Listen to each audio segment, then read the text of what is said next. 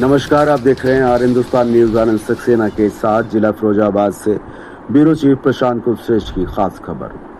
फिरोजाबाद के टूंडला की ऐतिहासिक श्रीनगर रामलीला को लेकर सुप्रीम कोर्ट ने शुक्रवार को अहम फैसला सुनाया। कोर्ट ने इलाहाबाद हाई कोर्ट यानी कि प्रयागराज हाई कोर्ट द्वारा लगाई गई रोक को रद्द करते हुए कहा कि रामलीला का मंचन जारी रहेगा, लेकिन इस दौरान छात्रों को किसी भी प्रकार की असुविधा नहीं होनी चाहिए।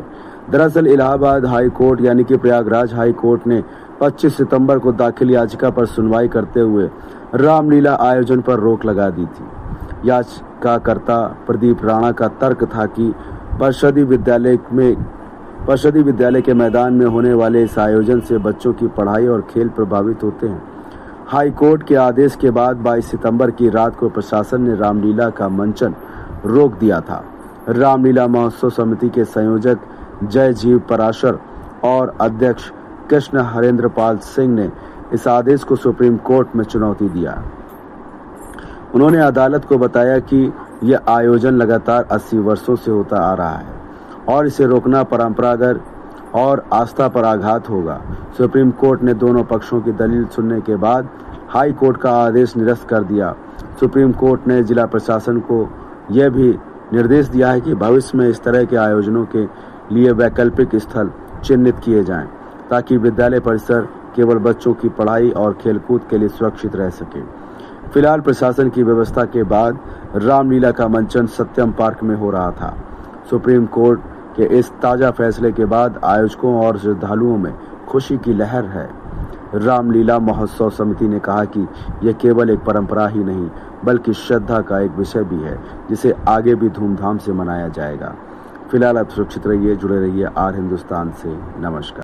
जिस तरह से नगर रामलीला पे स्टे लिया गया था हाई कोर्ट के और नगर में जनता बहुत व्याकुल थी, बेचैन थी, द्वारा से बहाली हुई है, तो क्या कहना चाहेंगे आप जनता के लिए?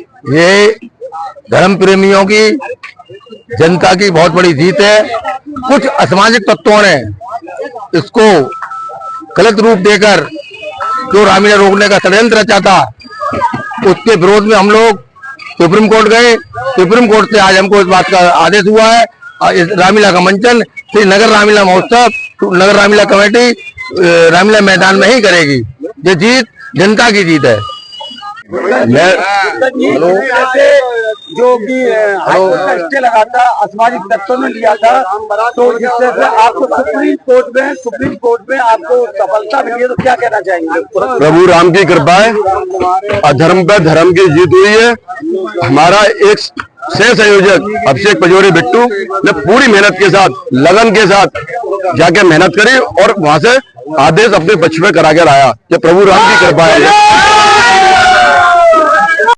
सनातन धर्म पर आघात पहुंचाने वाले असामाजिक तत्वों द्वारा जो रामलीला में रोक लगाने की षड्यंत्र रचा था, वो उनका नाकामयाब हुआ है। सुप्रीम कोर्ट का फैसला आने पर सभी नगर की जो जनता है, धर्म प्रेमी हमारे, आज बहुत खुशी है और खुशी की लहर है।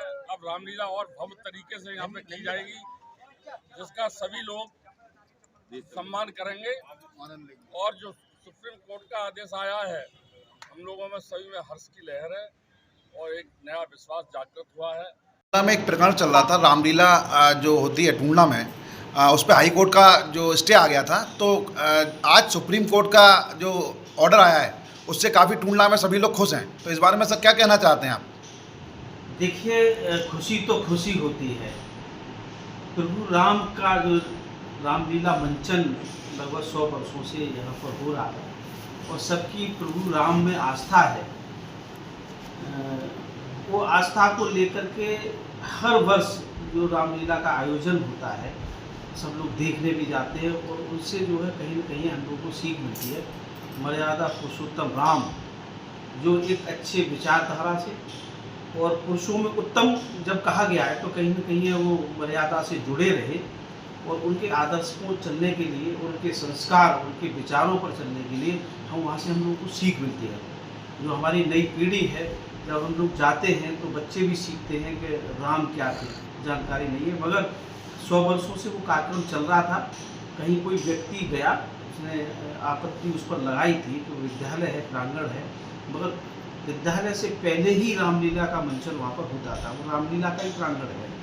कहीं न कहीं हाई कोर्ट का एक आदेश आया जिसमें फिर रामलीला समिति के सदस्य सुप्रीम कोर्ट गए और सुप्रीम कोर्ट से वो राहत मिली कि रामलीला पहले से चल रही है, रामलीला होगी, और एक वो जो आदेश हुआ उसके लिए स्टे मिला और एक यहाँ के रामलीला के लिए एक आदेश मिल गया है कि रामलीला पुनः फिर से होगी।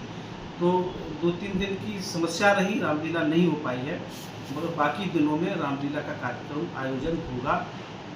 ये बड़ी खुशी की बात है, प्रसन्नता की बात है।